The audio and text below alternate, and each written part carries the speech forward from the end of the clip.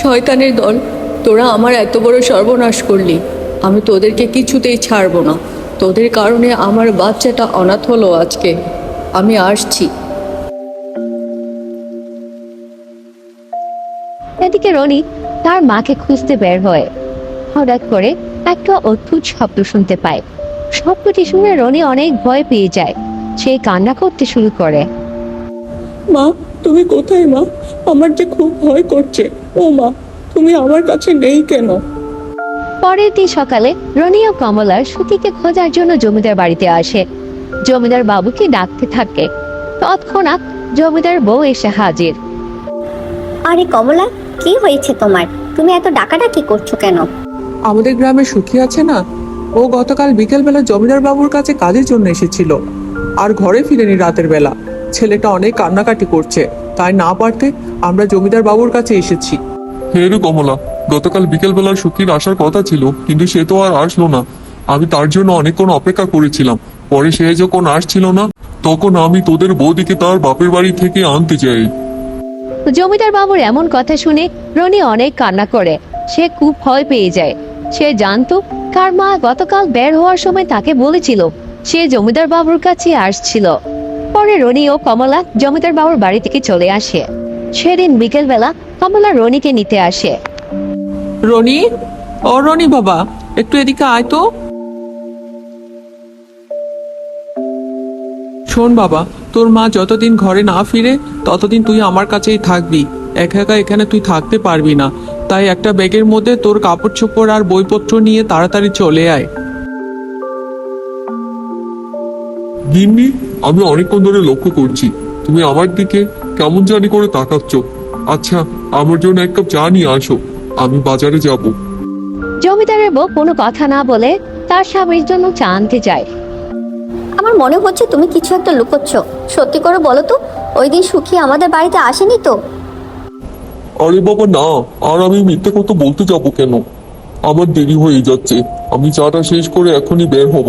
আর বের হওয়ার সময় আমার মাথাটা গরম করে দিও না গিন্নি।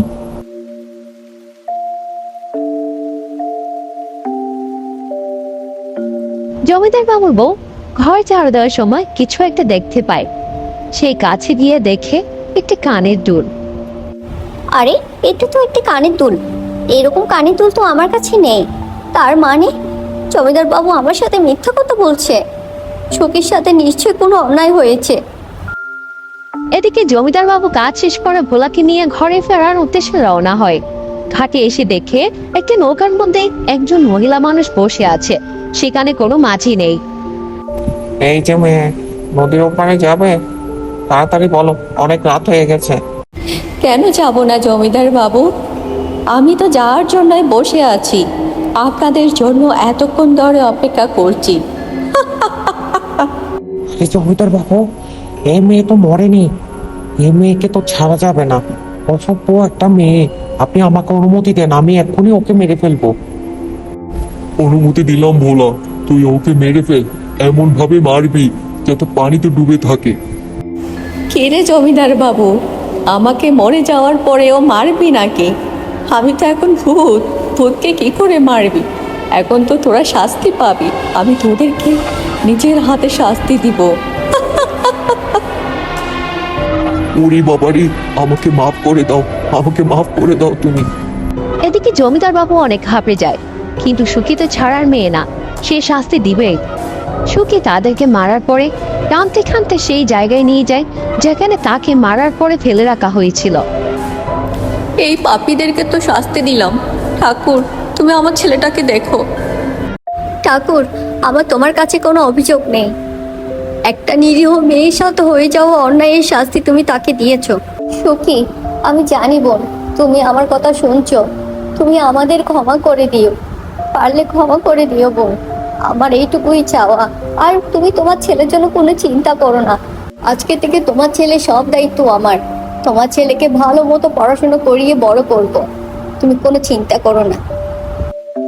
এরপরে জমিদার বাবুর বউ কমলার বাড়িতে যায় রনিকে আনতে। কমলা, ও কমলা, বাড়িতে আছো? আরে মালকিন, আপনি আমাদের বাড়িতে আসলেন, আমাকে ডেকে নিলেই তো পারতেন। আচ্ছা, সুখীর কি কোনো খোঁজ পেয়েছেন? না কমলা, কোনো খোঁজ পাইনি। তবে আমি রনিকে নিতে এসেছি, তার জন্য তোমার অনুমতির দরকার আছে। আমি চাই রনিকে আমার কাছে রাখবো আজকের পর থেকে। ও আমার কাছে থেকে পড়াশোনা করবে, যদি তোমার কোনো আপত্তি না থাকে। মাসি, আমি তোমাকে ছেড়ে কোথাও যাব না। আমার মা যতদিন না ফিরে আমি তোমার সাথেই থাকবো। বাবাই, তোর মায়ের স্বপ্ন ছিল তোকে ভালো মতো পড়াশোনা করিয়ে তোকে অনেক বড় ডাক্তার বানাবে। কিন্তু বাবা, তুই আমার সাথে থাকলে ঠিক মতো খেতে পারবি না, ভালো করে পড়াশোনা করতে পারবি না। তোর মারও একমাত্র চিন্তা ছিল তোকে নিয়ে। তোর মা যদি জানতে পারে তুই জমিদার বাড়িতে আছিস, তাহলে তোর মা অনেক খুশি হবে। তুই চলেই যা বাবা, আমি তোর সাথে রোজ দেখা করতে যাব, তুই কোনো চিন্তা করিস না। রনিকে রেখা দেবী তার বাড়িতে নিয়ে আসে। রনিকে অনেক আদর স্নেহ করে, যত্ন করে। রেখা দেবীর কোনো সন্তান ছিল না, তিনি ছিলেন নিঃসন্তান। তাই রনিকে পেয়ে রেখা দেবী অনেক খুশি হয়, রনিকে নিজের সন্তানের মতো আগলে রাখে। সব খাবার কিন্তু শেষ করতে হবে বাবাই। মা, আমি যদি রোজ এত বেশি খেতে থাকি আমি অনেক মোটা হয়ে যাব। আর স্কুলের বন্ধুরা আমাকে নিয়ে মজা করে আমি নাকি অনেক মোটা। কার এত বড় সাহস আমার ছেলেকে মোটা বলে? আজকে তোর সাথে আমি স্কুলে যাব, আমাকে দেখিয়ে দিবি। রেখা দেবী রনিকে এতই ভালোবাসতো যে রনি রেখা দেবীকে মা ডাকতে বাধ্য হয়। রনিও রেখা দেবীকে নিজের মায়ের মতো করে ভালোবাসে, তাকে মাই ডাকে। ও বাবাই, আমাকে এবার ছাড় না রে, আমি একটু আমার বাপের বাড়ি থেকে ঘুরে আসি। না মা, আগে তোমার বৌমা আসুক, তারপরে।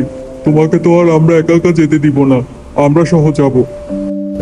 এই যে আমি চলে এসেছি, তোমাদের আর কোনো চিন্তা নেই। তুমি চলে আসলে, খুব ভালো করেছো। আমি এখন হসপিটালে গেলাম, তোমরা তৈরি হয়ে থেকো। আমি হসপিটাল থেকে বের হলে তোমাদের ফোন দিব, তারপরে আমরা একসাথে মামার বাড়ি যাব। এভাবে রেখা দেবী রনি ও তার বৌমাকে নিয়ে খুব সুখে শান্তিতে থাকে, আর তার মধ্যে যে অপরাধ বোধটা ছিল সেটা কেটে গেছে। মা, আপনি চলুন আমার সাথে। আগে আপনি খাবেন, তারপরে আপনার ব্যাগ গুছিয়ে দিব।